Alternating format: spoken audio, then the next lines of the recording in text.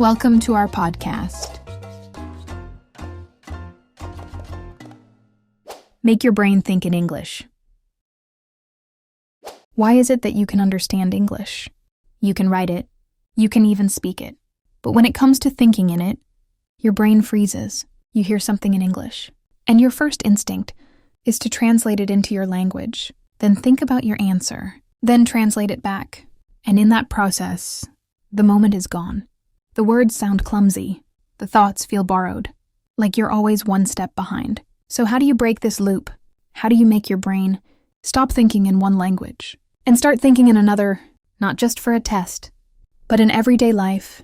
It's not about talent. It's not about intelligence. It's about method, about giving your brain permission to operate in a new language, not by force, but through science, through habits, through patterns. Let's start with the first method.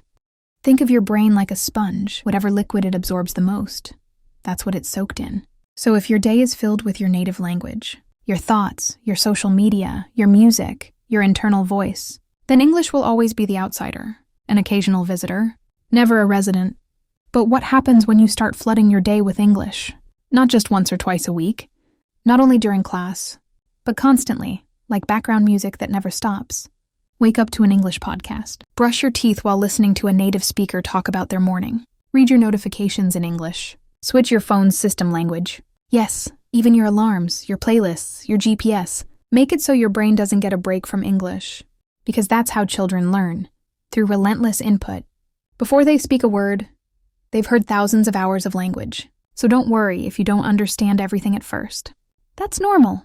Let your brain soak in the rhythm, the stress, the melody of English. Because over time, it starts recognizing the patterns. It starts feeling comfortable. It starts responding. And you'll notice something subtle. The next time you see a video in English, you won't feel tired. You won't panic. Your brain will lean in, because finally it knows this language isn't a guest. It's home. To mental labeling. Every moment you're awake, your brain is identifying things. Without your permission, without your awareness. It's automatic. You see a tree, and your brain whispers the word. You reach for your phone, and your brain names it before you even touch it. Fork, shirt, floor, sky. This is how we navigate the world. Through a web of labels, attached to everything we see, hear, feel, and do. But here's what you may have never realized. Every label your brain uses is also a signal that decides what language your mind is most loyal to. If that signal fires in your native language, then that's the voice your mind stays loyal to. And English? It remains the second guest, waiting to be invited in, always arriving late to the thought. So here's what you do. You override the label. You take control of that split-second identification. You retrain your brain to choose a new voice. Start with the world right in front of you. Name it, in English. Cup, door, window, clock. Simple things, everyday things. Because those are the things your brain sees the most. And the more often it sees them in English, the more normal it becomes to think in English. Now, take it further. Start labeling actions. I'm opening the drawer. She's cooking dinner. They're walking too fast. And further still, start labeling feelings. I'm annoyed.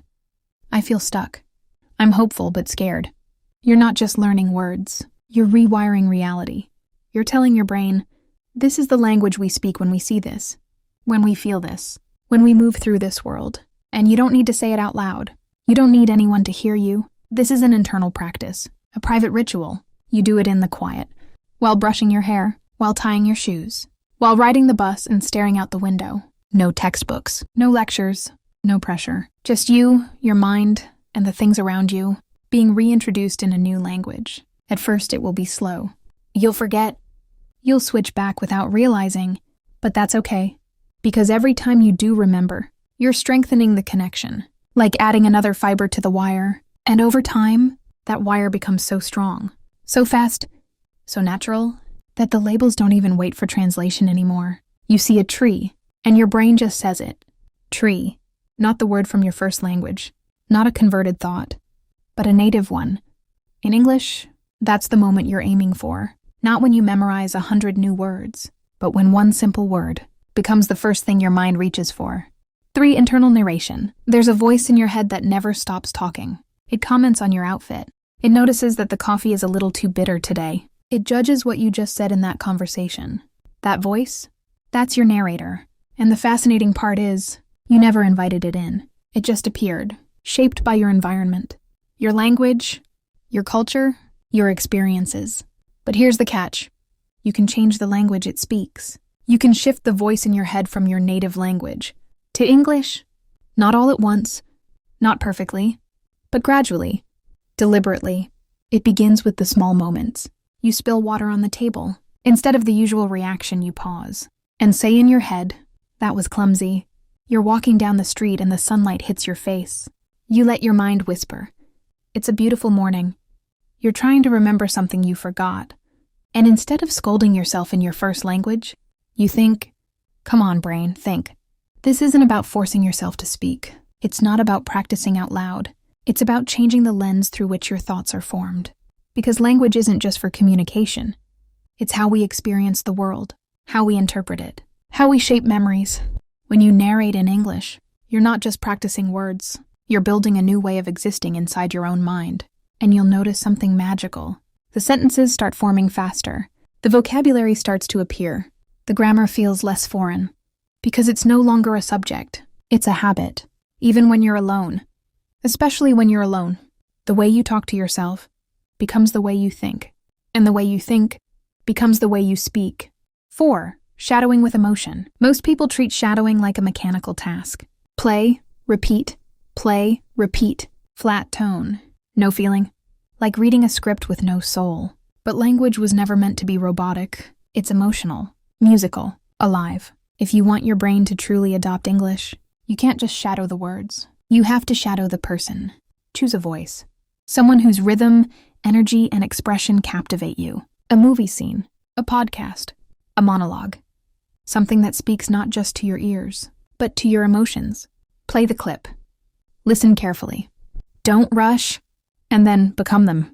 Repeat what they say, but match their pace, their tone, their frustration, their sarcasm, their hesitation, their joy. Feel what they feel. Breathe where they breathe. Let their emotion guide your pronunciation, because when you attach feeling to language, it sticks. It lives in your memory in a different way. This isn't mimicry. This is muscle training, neurological sculpting. You're shaping the pathways in your brain to mirror not just how English sounds, but how it feels. Even 5 minutes a day of this kind of shadowing can transform the way your mouth moves, the way your voice flows, the way your brain connects words. One day you'll be watching something in English, and without realizing, your lips will start moving. Your tone will match theirs, and it won't be practice. It will be instinct. That's when you'll know. Your brain is no longer just learning English. It's becoming fluent in its music. 5. Thought substitution. You're thinking all the time. Even when you're silent, even when you're resting, even when you're doing something completely unrelated. Thoughts are running, always. But what if those thoughts became part of your English journey? Every time a sentence forms in your native language, catch it, pause it, ask yourself, how would I say this in English? Even if it's simple. I should do laundry. I miss that person. Tomorrow's going to be hard. Try to say it, even if it's not perfect, even if the grammar feels strange, even if you don't know one of the words. You guess, you improvise, you move on, because the goal here isn't perfection, it's pattern formation. Your brain needs to be challenged to search for English, to build those mental bridges, from emotion to concept to language. At first it will feel slow, like walking through water, but slowly, the water clears, the muscles grow, and the thoughts begin to switch. Faster, easier, more naturally. Thanks for your time. If you found this video helpful, don't forget to hit the subscribe button and give it a thumbs up. Also, feel free to share your thoughts or any questions you have in the comments below.